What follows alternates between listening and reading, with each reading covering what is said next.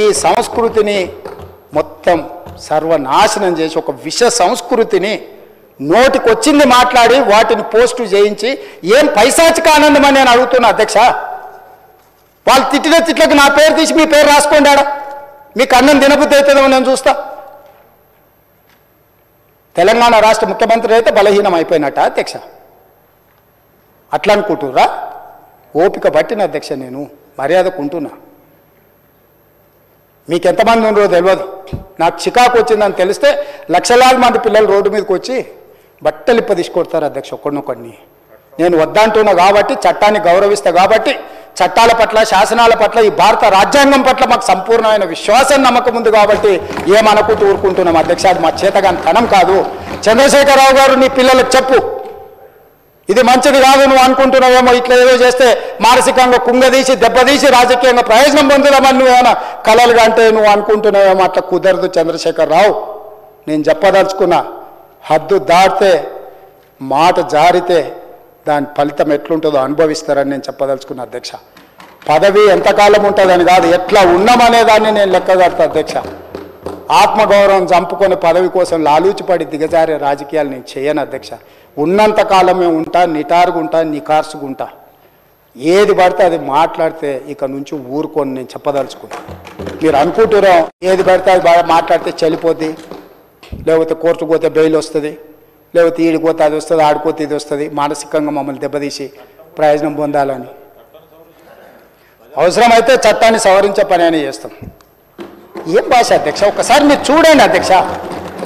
ఆడపిల్లలు ఆ రకమైన భాషను వాడి ఆడపిల్లలే వాళ్ళ ప్లాట్ఫామ్లలో పోస్టింగ్ చేస్తే ఇది మంచిదా అధ్యక్ష? ఏం సాంప్రదాయం? తెలంగాణలో ఇట్లాంటి సాంప్రదాయం ఎప్పుడైనా ఉందా అధ్యక్ష? తెలంగాణ ఉద్యమ సందర్భంలో కూడా అంత పెద్ద ఎత్తున భావోద్వేగాలు ఉన్నప్పుడు కూడా ఇలాంటి భాషా ప్రయోగం జరగలేదు అధ్యక్ష. ఇదెక్కడి వింత పోకడలు, పైశాచిక ఆనందం అధ్యక్ష. వీటిని క్షమించే సమస్యనే లేదు అధ్యక్ష, నేను స్పష్టంగా చెప్పదలుచుకున్నా. అందుకే అధ్యక్ష, తమరు కూడా అక్కడి నుంచి ఆదేశాలు ఇవ్వండి, దీని మీద చర్చ జరగాలి. మీడియా మిత్రులకు కూడా నేను అడుగుతున్నా, మీ సంఘాలు ఏవైతున్నాయో సంఘాల నాయకులను కూడా అడుగుతున్నా, ఎవరో జర్నలిస్టులు లిస్ట్ ఇవ్వండి. జర్నలిస్ట్ అనే పదానికి డెఫినేషన్ ఏందో ఇవ్వండి, ఆ లిస్ట్ ఇవ్వండి. ఆ లిస్టులో ఉన్నోళ్ళు ఇట్లా తప్పు చేస్తే ఏం శిక్షిస్తారో మీరు నిర్ణయించండి. ఆ లిస్టులో లేనోడు జర్నలిస్ట్ కాడు, జర్నలిస్ట్ కానోడిని క్రిమినల్ కిందనే చూస్తాము. ఆ క్రిమినల్స్ని ఎట్లా జవాబు చెప్పాలనో గట్లనే చెప్తాం. ముసుగేసుకొని వస్తే ముసుగు ఊడవికి బట్టలు గుడ్డలు ఊడదీసి కొడతా అని చెప్తున్నా. నేను తమాషా చేయొద్దు. నేను కూడా మనిషిని, నాకు చీమునెత్తురుంది.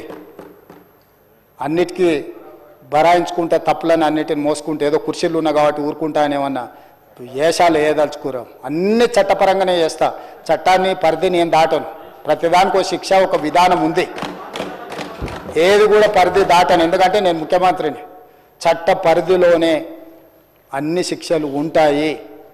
జర్నలిస్టులకు కూడా నా సూచన, ఎవరు జర్నలిస్ట్ ఎవడు పడితే వాడు ఏదో ఒక ట్యూబ్ పెట్టుకొని మమ్మల్ని రాజ్యాంగ అధ్యక్ష, ప్రజా జీవితంలో ఉన్నాం కాబట్టి నిజంగా ఓపిక పడుతున్నాం అధ్యక్ష. రక్తం మరుగుతుంది.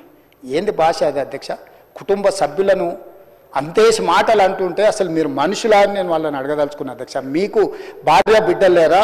తల్లిదండ్రులు లేరా?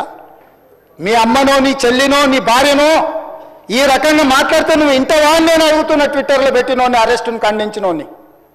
నా భార్య నా బిడ్డను తిడితే నాకు నొప్పి అవుతుంది, కానీ నీకు ఒక ఆడపిల్లను అవమానిస్తుంటే నీకు నొప్పి కాదా? ఏ సంస్కృతిలో ఉన్నారని నేను అడుగుతున్నా అధ్యక్ష. తోడుకలు తీస్తే అధ్యక్ష, ముఖ్యమంత్రిగా చెప్తున్న ఒక్కనొక్కరిని బట్టలు పదేసి రోడ్డు మీద తిప్పిస్తా అధ్యక్ష.